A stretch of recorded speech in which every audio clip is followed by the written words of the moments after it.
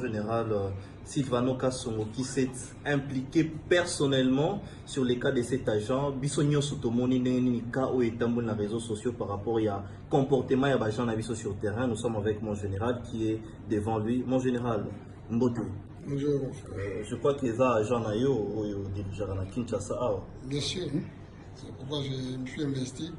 Parce que ça libère et puis c'est la honte pour la République, pas seulement pour la République, pour la police d'abord. Et là, tenir l'image de notre corps et puis la République aussi. Alors, ce monsieur est arrêté. Brigadier chef, comment on est? Moi, Mbazembele Gabi. On a une tenue. Tu appelles ça Kim Est. Makamoni et les kaki. Pour nous, Makamoni, 20 000 francs, il y a corruption pour nous. On dit 20 000 francs, on est où dans le transport, on va aller au téléphone, on va prendre la marque à vinette.